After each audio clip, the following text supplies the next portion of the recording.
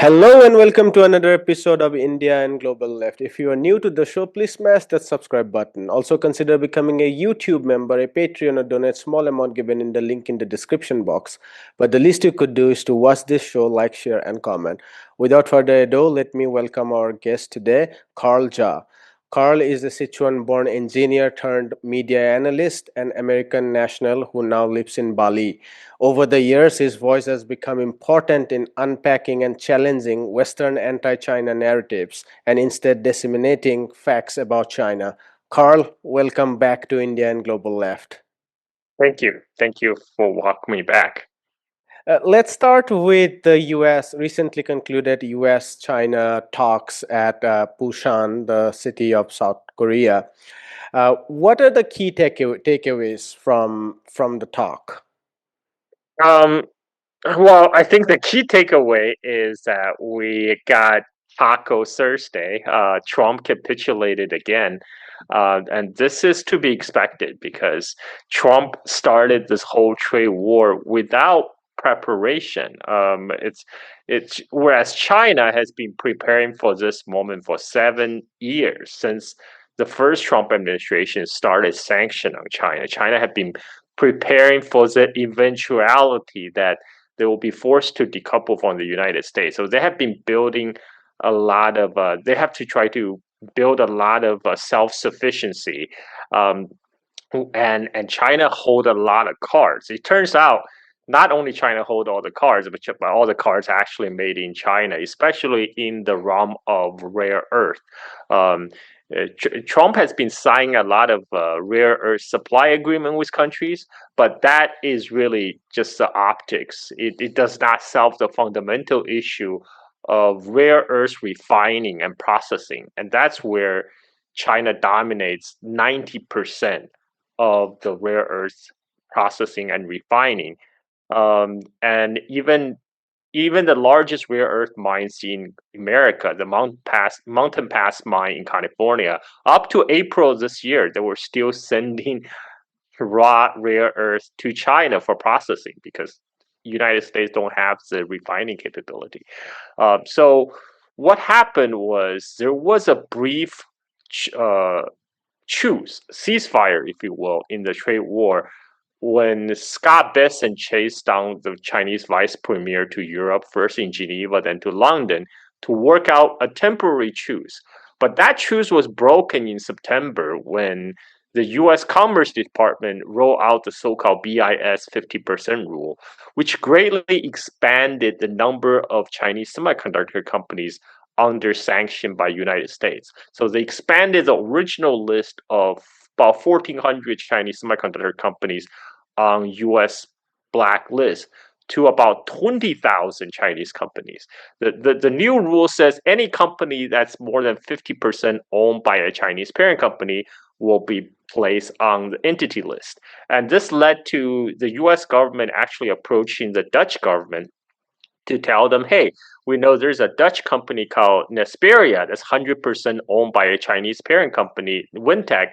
We're going to place it on entity list because our new regulation, unless you do something about the ownership. So Dutch government actually seized Nesperia from its Chinese owner.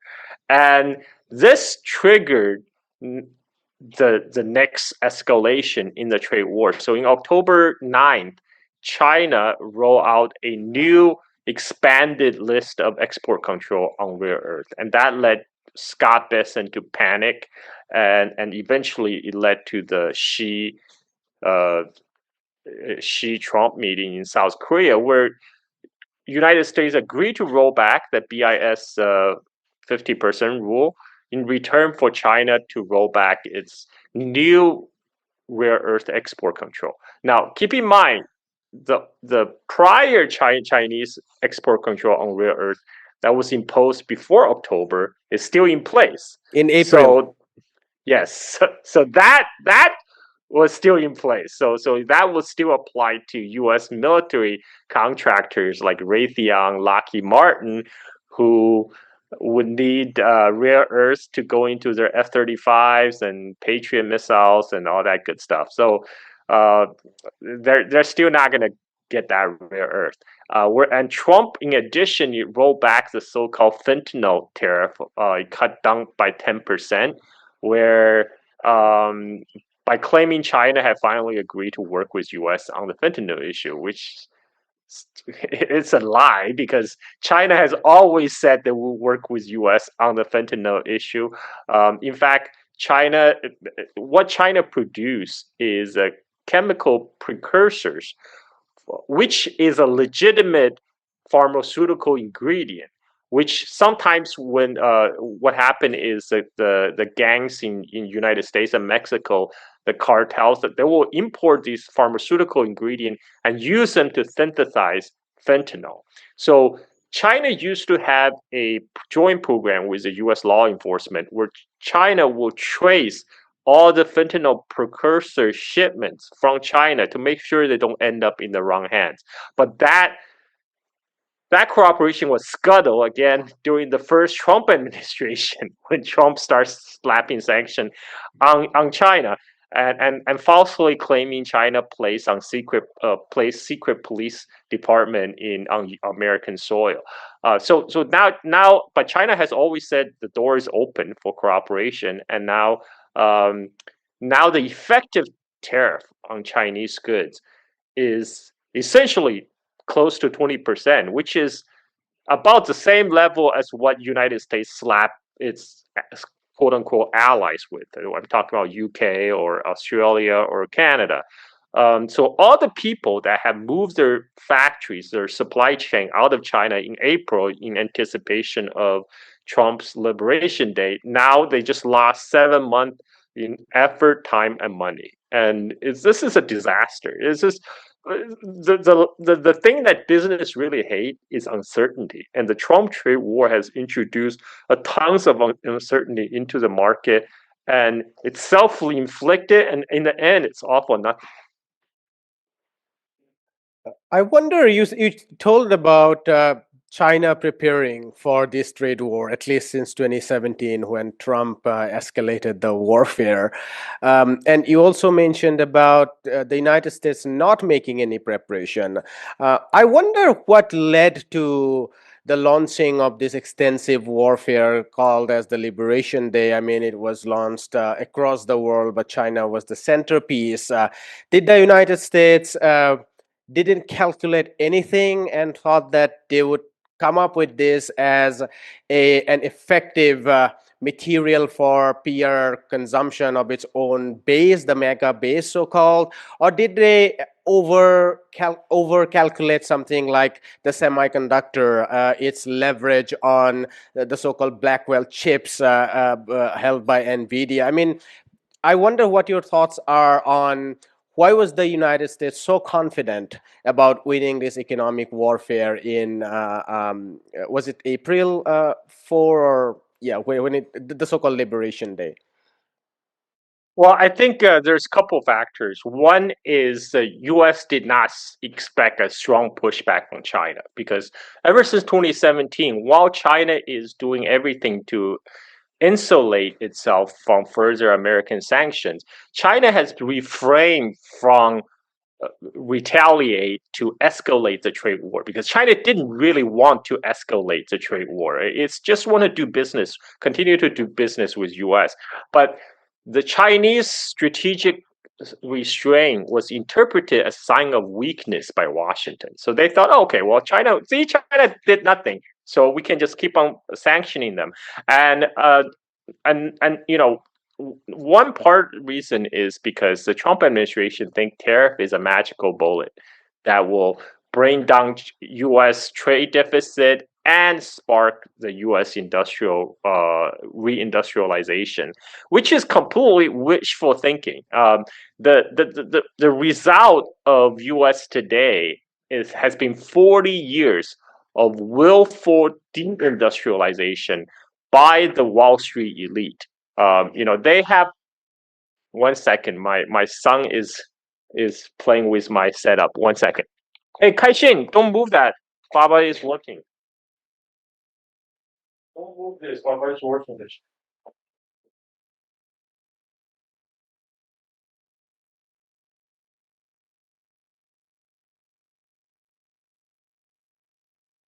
Sorry about that. My because Well, my wife is sleeping, so he's just playing in the no worries. background. We'll cut But out that bit.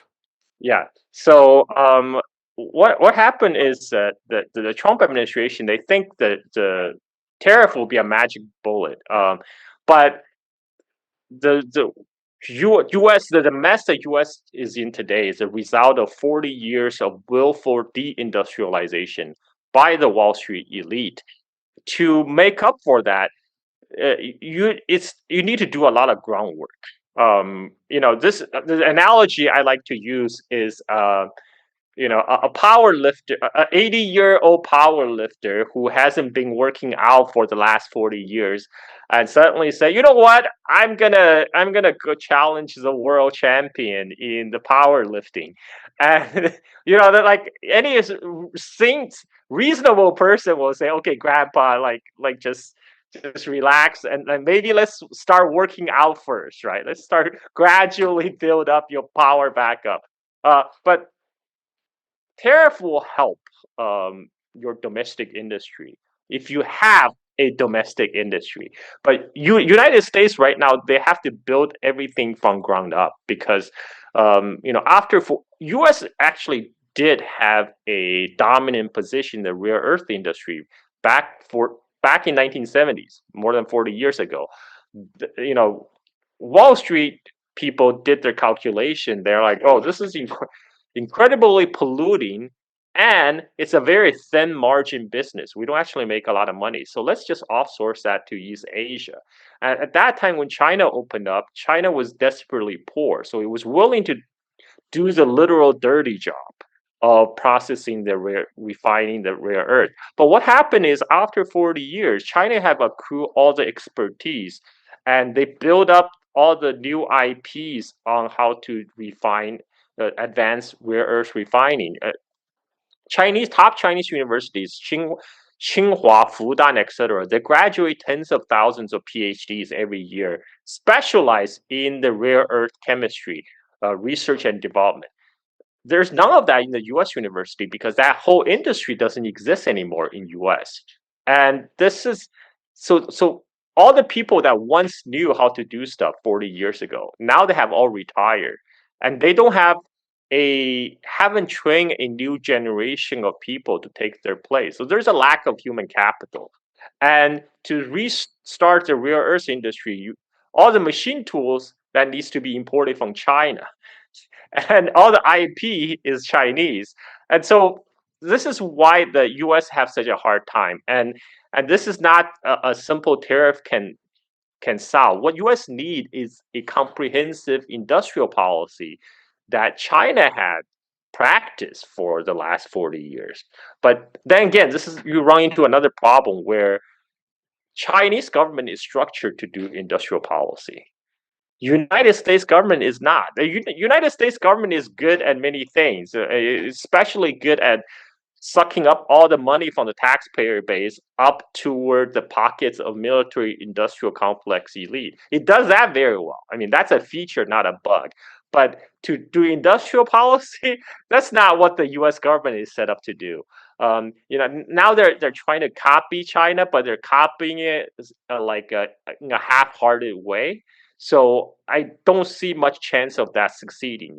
For example, to industrialize or reindustrialize, you need power, you need energy. The U.S. energy generation for the last 20 years has basically been flat, whereas Chinese power generation has been going up in a ramp straight up.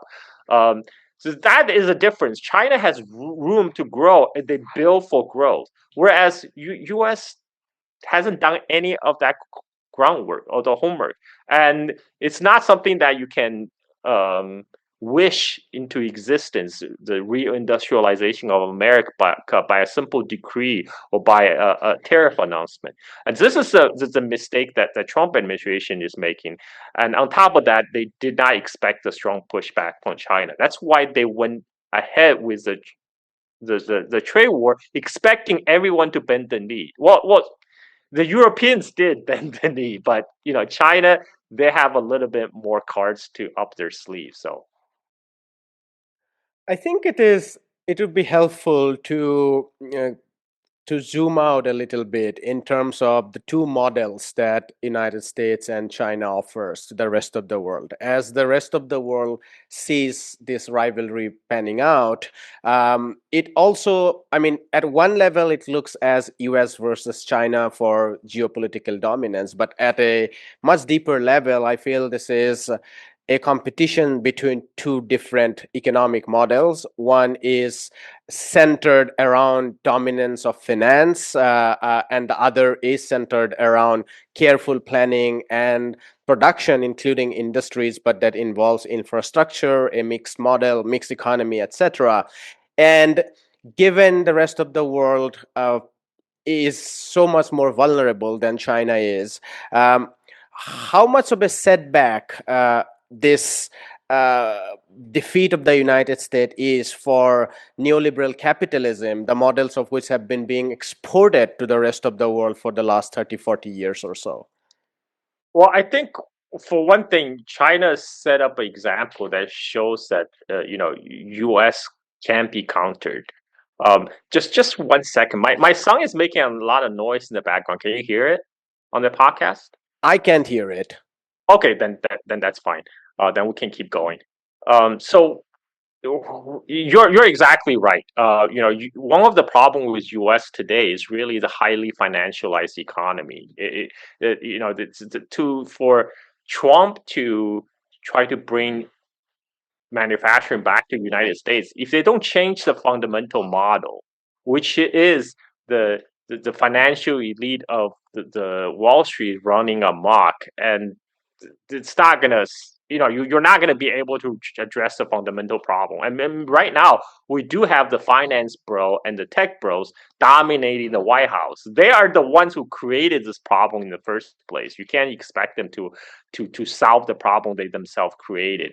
And for China, they have they're people have to understand China is not out to eat America's lunch. China is not out to destroy the United States. That's never China's aim. China would be perfectly happy to coexist with the US. As Xi Jinping has said multiple times, the world is large enough for both China and US to coexist.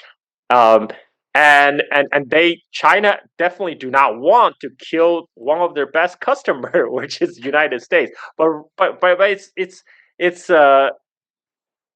it's the Trump administration again. They're playing the same game, um, uh, by trying to blame all the problem that's currently existing with the financial capital controlling United States, and trying to shift the attention to immigrants and to China, and that it's a populist game. It plays well into electoral politics, but at the end of the day, it still does not solve the problem in United States.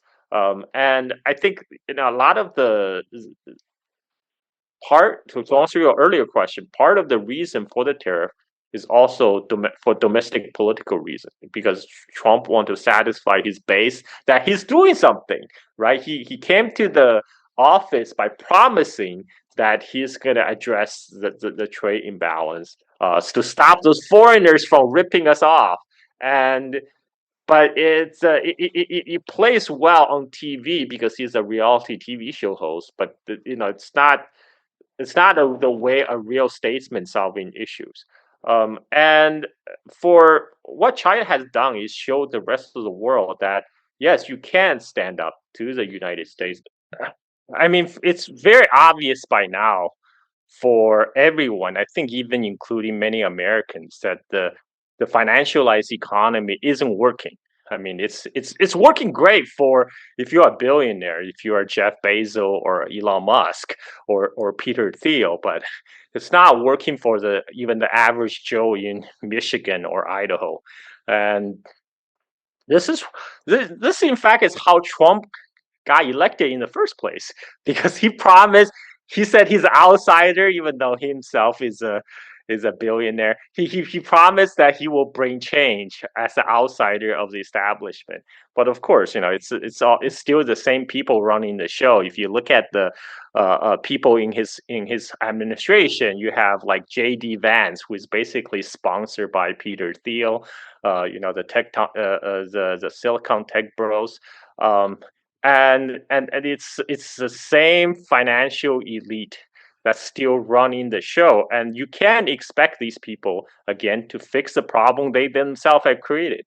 And I think people now can see, especially people outside of the United States, they can see that China has accomplished a great deal in the past for decades, building infrastructure, investing in its own population. And I think it's and the difference also between China and United States is China is not telling everyone to adopt the China model. In fact, because whereas US is telling everyone there's there's a universal value, and that universal value is our value. Whereas you know in contrast to the Washington consensus, China is saying, okay, the Chinese model works very well to China because it suits our unique circumstances.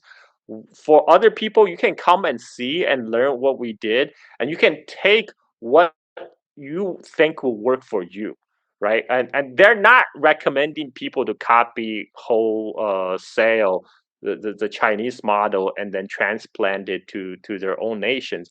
They just showing them an example. Um, and so this is the contrast between China and United States, and people can see now the physical result of these two different models: the financialized economy of United States and the central planning, of China. And China has a mixed economy, but the state still controls the commanding heights of the economy. The Chinese government still control telecommunication, they control banking. So the Wall Street elite type cannot exist in China because the state control all the banks. There won't be any Wall Street type telling Xi Jinping what to do, how to set their policy, the way that exists in the United States. Today, the Global Times ran a piece where it interviewed, I guess it was an Australian professor on the Asia Pacific, on the island nations in the Asia Pacific, Kiribati, Vanuatu, Fiji, Nauru, etc. And the title or the context of that was basically China told them that we are ready to engage with you on materials that are essential to you, climate vulnerabilities, infrastructure, production material, etc. And we are not interested in lecturing you about democracy, while the United States is still lecturing its supposed allies about democracy and human rights. And that was a great article to capture what you uh, just said. I guess I wanted to maybe enlarge this discussion by having your comments on what does this defeat for the United States mean in a longer historical context, given this is the first time in centuries, of course, I'm not going back to 1,000 years when Asian powers were actually powerful, but talking about last 200 years, we haven't seen a Euro-American country or a Euro-American superpower being or having lost the material battle to a non-Euro-American nation. I mean, yes, there were stories about Britain losing the war with the United States and Germany. I'm talking about the material war. But for the first time, this has happened that this is a non-Western power that has defeated a Western superpower in the material realm. And that to reconcile that, I think it has to take into account the future of empire, the imperial mindset, etc., etc. Because, as you said about China not wanting to lose the American market. I mean, President Xi said that our future of rejuvenation and development of China is not necessarily inconsistent with the America First principle. Which means that China doesn't see it as a zero sum game, but the United States does see it as a zero sum game. At the heart of it is the imperial mindset, because when you are an imperial power, you can't see it in anything else but a zero sum game, because even if you gain, if the other side gains more, then it's a net loss for you, right? So to reconcile this moment, I think it is essential to open up a larger conversation in the imperial heartland about among its citizens, but also I don't know about the elites, but at least among citizens, that it has to give up its imperial mindset. It has to accept that it has to become ordinary nation state among League of Nation States, and it has to give up on this mindset of being or running an empire, being the superior civilization, etc., etc. So, if you could comment on that, I think that that would be helpful in the context of what we are discussing. Yeah, I mean, what actually you brought about is actually a historical shift. Now, what we have experienced in the last 500 years was a great divergence when Europe, propelled by so-called Asian discovery, when they expanded out of Europe and start the age of colonialism and imperialism by acquiring resources from the rest of the world to build up the capital eventually for industrial revolution that happened in Britain that propelled Europe to become the world dominant power, dominant imperial power. Um, but what has happened since the World War II? Because Europe is there was basically Europe committed to great civil wars, World War One, World War Two, where a lot of the European power, old colonial power, got degraded. Their power got degraded. That led to kind of the post-war period of decolonialization that happened all throughout the third world, including countries like China and India. And then what since then is there has been a reversal of the trend of great divergence where Europe pulls ahead and the rest of the world falling behind. What we have witnessed in especially in the last 40 years is a period of the great convergence as technologies start to spread and as the newly independent countries like China and India start to educate their own population, bring up the literacy rate, and with the education filtering down and also the technology filtering down. Now these countries are now catching up. One of the thing the key that propelled the European to become the dominant imperial power all over the world is because industrial revolution, because the commanding technology. But now the it's not quite such a differential anymore. For example, China is very rapidly building up its own technological base. In fact, there's a recent conference on AI, and one delegate from Africa has says, thanks for China making a lot of the AI open source. It's ending a period of AI apartheid, where only the United States controlled all the keys to the future by holding the AI stores. Now Chinese companies like DeepSeek have open sourced their product that allow other countries, especially in the global south, to also enjoy the fruits of AI without having to pay an exorbitant fee to companies such as OpenAI, and that is important.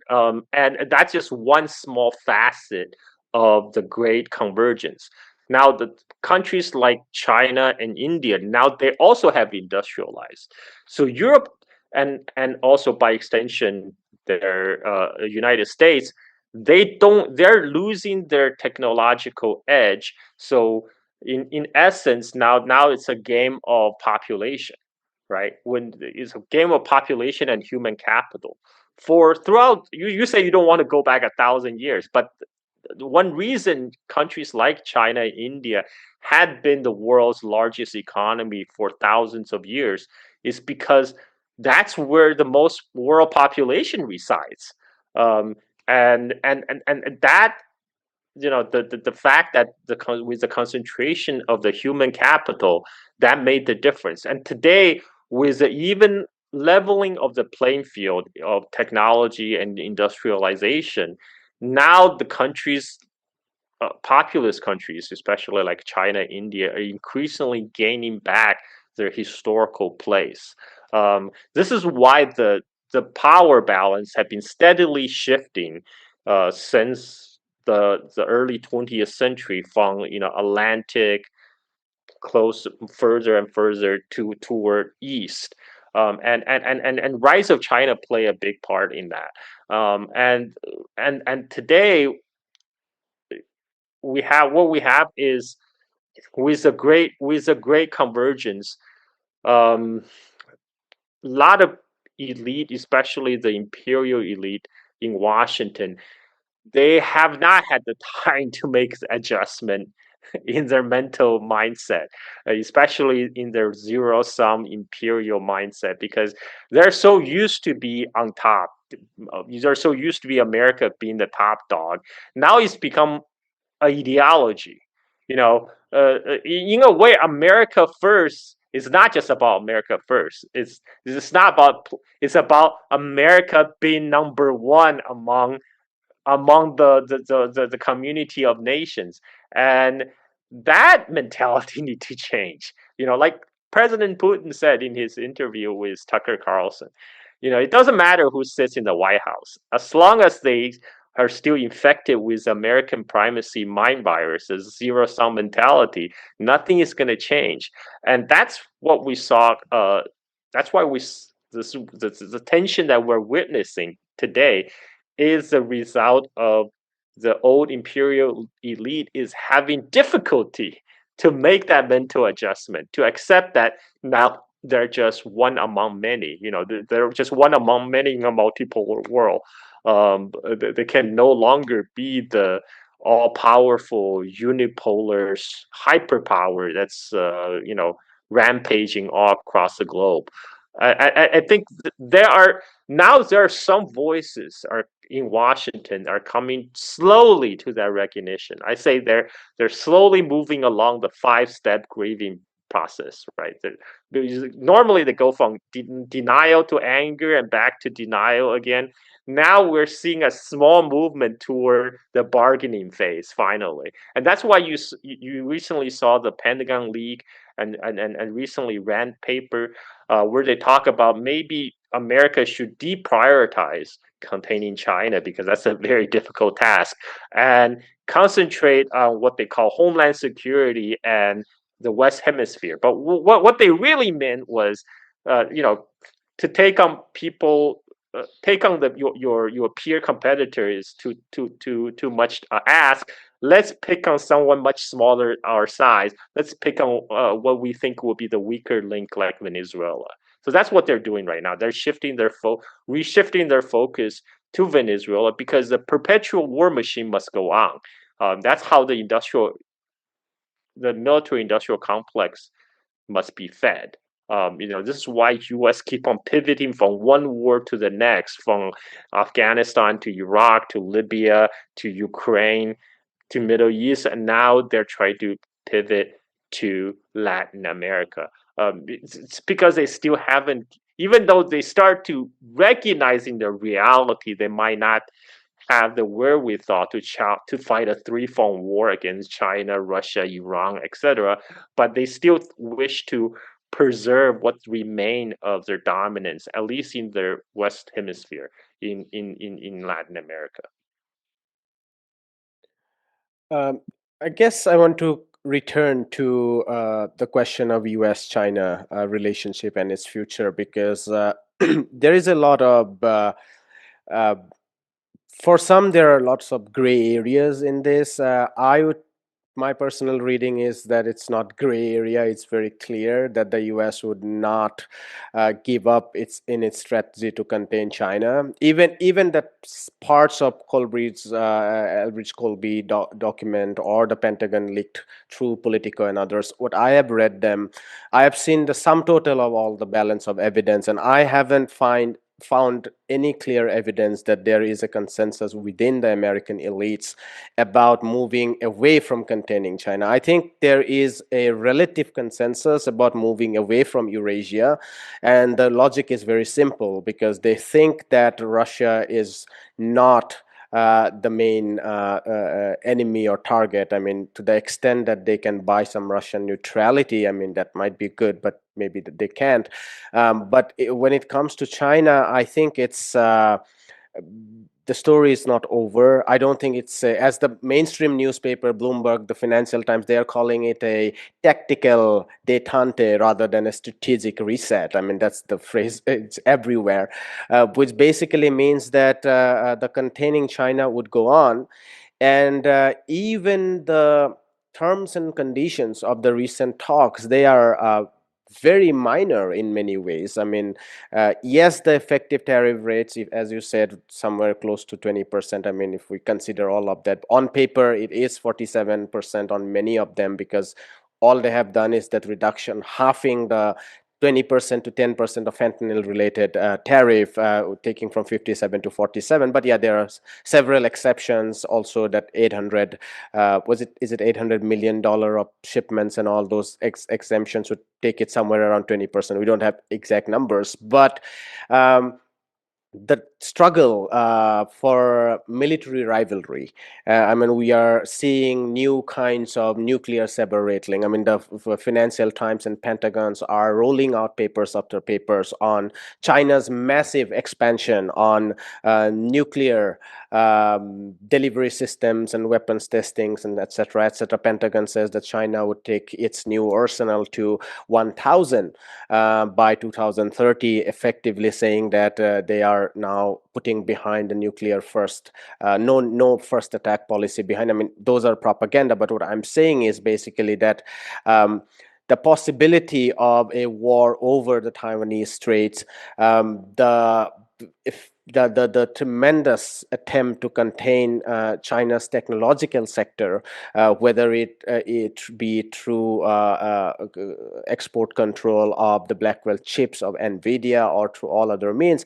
And more importantly, now that they have lost the trade war, we might see more escalation of the propaganda war, the information war. So I don't know what they will find now that Xinjiang and Tibet have been effectively punctured in many circles. My question to you is, to my mind, this truce seems very short term, and it stands on very fragile ground, because I don't see a change in mindset among the American ruling elites. How do you envisage the near term future, maybe 2, 3 years, 5 years, of US China relationship going forward? I agree. It's a tactical retreat. It's not a strategic reset. I totally agree with that. I mean, the whole reason they're focusing on Latin America right now is they're trying to remove the Chinese and Russian influence from Latin America. That's why they're going after Venezuela. And that's the reason given for wanting to impose a neo Monroe doctrine on the rest of the Latin America. And the idea is let's shore up the American control in its neighborhood, and then we can, once we're in solid ground, then we can counter China elsewhere. And then you're absolutely right. Especially with this administration, like we did have a truce in this trade war before. They broke it in September, and Trump could easily break it again in another tweet. We maybe he will exercise some restraint now because he's planning to go visit China, Xi next year. we'll have to see. With Trump administration, you never know. Um, and and the imperial machine has a lot of inertia, and this is why they have such a difficult time to get out of the Ukraine proxy war. Trump came to the office promising he would end the Ukraine war within 24 hours of getting elected, right? I mean, now they still can't wrap that up, even though there's some agreement that among Washington elite, like you mentioned, they want to move away from confrontation with Russia so they can have more resources to contain China. But they can't even get that done because uh, United States is a multi-headed beast. There's a lot of different bureaucracy, different agencies fighting for control, and the whole NATO's existence predicate on being hostile to Russia. Right, the whole reason for NATO is to keep the Russian out, keep the Americans in, and keep the Germans down.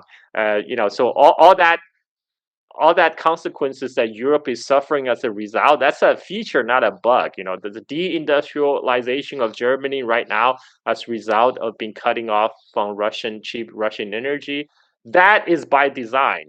This is what NATO is created to do.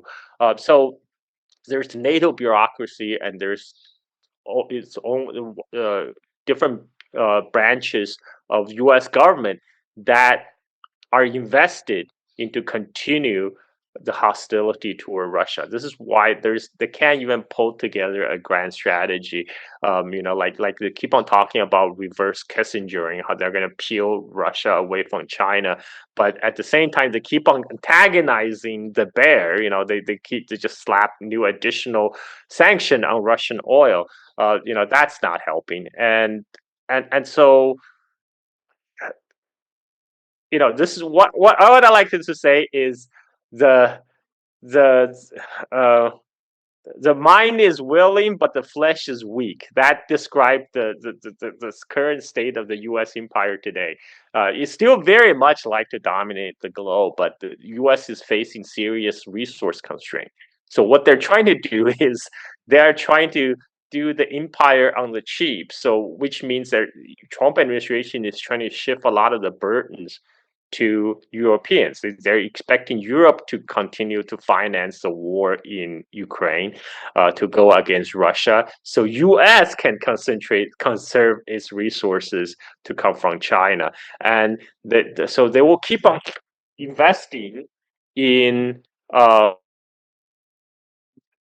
Okay, so hold on one second. Let me just Okay, so they're still invested in the whole strategy of regime change and color revolution. I don't think they plan to do a full on occupation of Venezuela, for example. I mean, they what they're doing right now is through an act of intimidation. They're probably hoping to spark an internal coup in Venezuela to effect a color revolution and regime change, like they always do. Because Trump is not the type of person who like to bog get bogged down in a long protracted war, but he likes to pick the low hanging fruit. He likes to declare easy victories. So that's probably what the U.S. tactic right now. And as you mentioned, also the whole tech war versus China is still very much on. The whole semiconductor restriction on the Chinese companies, they are still restricting most advanced semiconductor equipment and AI chips to China. This is because that right now a lot of especially the Silicon Valley tech bros, they're thinking, okay, we have to beat China, we have to beat China. But how do we beat China? Well, we can't beat China in manufacturing, so we will win by winning the AI race. I mean, that's what the whole competition with China is resting on now. They're putting all their hope now in the AI basket, and the idea is, as long as U.S. reaches AGI, general intelligence first, US will get to develop Terminator and Skynet first, then China will be screwed. But again, I don't think that I have many doubts. I have many doubts. It's just in the way that the current AI um, bubble is being inflated in United States. In China, they're actually applying AI in a lot of useful stuff into robotics, into advanced manufacturing. And so far, US, all the resources directed into chatbots. All that hundreds of billions of investment going to Stargate or whatever. So far, that hasn't really been able to. They haven't been able to generate any return that would justify this gargantuan investment. And so even though when Jensen Huang recently said, "Oh, China is winning the AI race," that was being self-serving, because what Nvidia is really asking for is he's asking for more government deregulation in US and more government bailout, right? And so this is what these tech companies are counting on now. They realize the AI bubble might burst, so they're gonna try to socialize the cost. This is always, you know socialism for the rich, for capitalism for everyone else.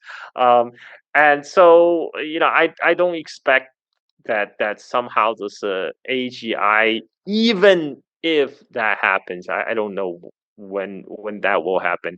I don't think it's a clear cut issue that US will definitely somehow come out on top, because right now, even as Eric Schmidt, the original proponent of the semiconductor ban against China, has admitted that China is about a nanosecond behind in the AI race. So I think um, people in Washington will persist in their effort to maintain the American primacy. No, not except they're going to try to through um, through through the through hybrid war, so which means through economic warfare, which they have tried through tariff war, not successful, but they still maintain different sanctions on China and Russia, and they will do it through tech war by continued tech restrictions, in hope to handicap China's own indigenous tech development. But I don't see that pan out eventually, because, as I mentioned, in terms of sheer human capital, China produced far more STEM graduates every year. And even in AI, 50% of the world's top AI researchers originally graduated from Chinese universities. It's just that a big portion of them were attracted to work in United States because of high salary in the Silicon Valley. But given the current anti-Chinese climate in US, a lot of them are choosing to go back to China. So in the long run, I don't see US winning this tech race, because the tech race ultimately comes down to you know a competition between different pools of human capital, and the numbers is not in US favor. China simply has way more engineers than US, and it's only going to be a matter of time before they figure out how to manufacture the most advanced chips. It's very interesting that the narratives around AI in the United States has been around corporate profits. I mean, one of the reasons to why the Big Seven, the Magnificent Seven, or as you like to call it, one of the reasons they are doing well is, apart from the huge loss of liquidity that have to be absorbed somewhere, apart from that financial stimulus, one of the reasons is huge layoffs. That is a result of AI itself. I mean, there has been a huge layoff going on because of using AI to trim their workforce, and that has jacked up corporate profit, bringing in more investments, and inflating the AI bubble. It's very striking that the United States, the conversation of AI is around either around corporate profits or the chatbots and so on. And sometimes you find occasional talks in the military, weapon system, but that's about it. Whereas in China, we see talks around AI revolving around its application in industries, in infrastructure, in creating public good, agriculture. I mean, those of us who follow constantly hear conversations of AI around medical technology, around this, what can be called as public good. Not much study in this, but it is very striking to me. Just a side comment on Venezuela. I mean, my own sense is might be slightly different, given um, if you read about people in Venezuela. I mean, Steve Elner and others, real authority on Venezuela, what they are saying is that uh, while the sanctions used to have some consensus around the opposition, that sanctions would eventually cripple Maduro's government, uh, the military campaign has really divided the opposition. So even Edmundo Gonzalez, who was really propped up initially by Maria Corina Machado, he has now distanced himself from Machado, because for a large sections of the opposition now, they don't support the military campaign in Venezuela. So what I'm saying is that that kind of strategy, that this kind of pressure campaign would lead to a popular revolt around against Maduro's government, is increasingly facing less and less realistic prospect, given even the opposition has been divided by the sort of campaign that the US is leading. Under such conditions, if the US would continue to do something about Venezuela, then they might usher in some misadventure of sending Marines or just using tomahawks to fire.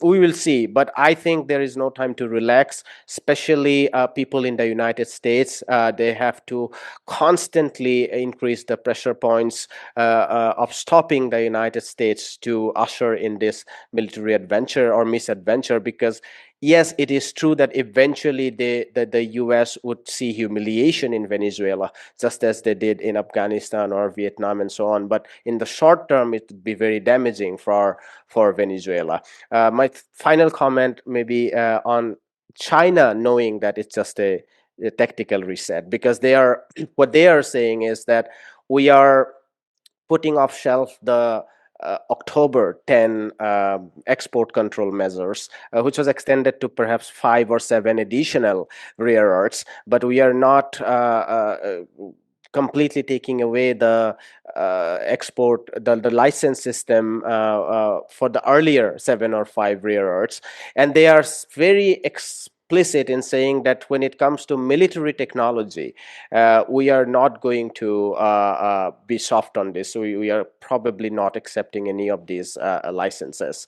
While on non-military goods, of course, there would be a screening process. So I think it is for the good of humanity that China should stop the exporting of rare earths to the American military industrial complex, so that we can hold back this sort of proliferation of arms race that is going on. My final question, Carl, if you could briefly comment on what does the future of MAGA look like? They came with a lot of noise. I had strong distaste for this from the very beginning. I mean, the sheer vulgarity of language, and coming from the global south, it's just intolerable for me. Their language for immigration, immigrants, their language about the greatness of the United States, etc., etc. But it seems to me that that project itself is unraveling from within. The whole facade of reindustrializing the United States is just going nowhere. The U.S. has lost tremendous space across the global south because of its campaign against immigration. That includes not just the lower end immigrants, but also H1B and so on and so forth. And the vilification of China ended up in nowhere. And even in terms of criminality, the US citizens, particularly in the blue states, are facing these Gestapo agents in the form of ICE that a lot of people are now pissed off at. Uh, Comment on the future of mega movement, and particularly given what we have seen in the New York City. Do you think there can be a more reasonable, progressive politics in the United States that don't take this vulgar form of mega and at the same time take on the Wall Street monopoly, take on corporate America, talk about rising cost of living, talk about employment, talk about healthcare, etc. What's your take on that? Well, I think what happened is the majority of people in United States today have now come to realization that the system is not working for them. The government is not working for them, right? I mean, but what do you do with a popular sentiment, with a popular discontent? So this is where the left and the right, they have to, they're in competition to for these for their votes. And what happened is it's the Trump represented the right populism that were able to mobilize a lot of the discontent on the right to propel Trump into office. Of course, Trump being the politician that it is, over promise and under deliver, and that grows the disillusionment with the American establishment, and and really with the popular discontent that existed, if the left do not take control, do not appeal to the masses and guide them to their side of the politics, then those people will go to the right. I mean, this is like in many ways, US is going through a both imperial decline and a societal decline, and at this point, you can go either way. You can either go toward fascism, or for some people more fascism, or you can go toward progressive socialism.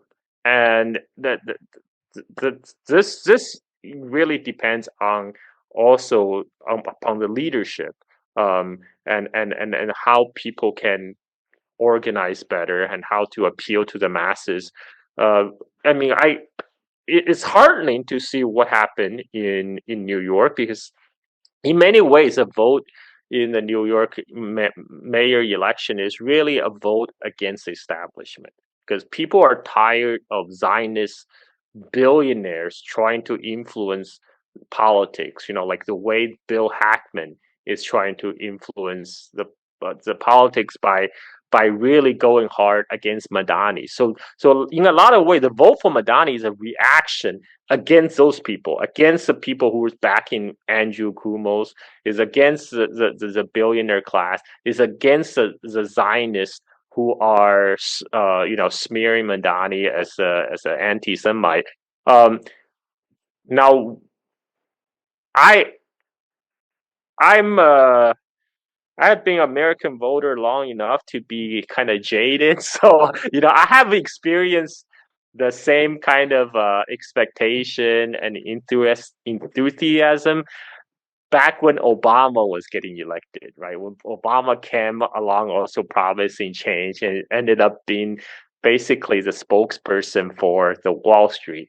And I'm gonna have to adopt a wait and see approach to see how Madani will play out his term as the New Yorker mayor. Because right now you can already see obvious attempt by the Democratic establishment trying to co-opt him. You have Obama trying to offer advice, and you have Alex Soros, the son of George Soros, posing photos with Mandani. So I'm gonna have to wait and see to see if Mandani can resist being pulled back into the machine and to chart his own independent path, or is this just going to be another kind of the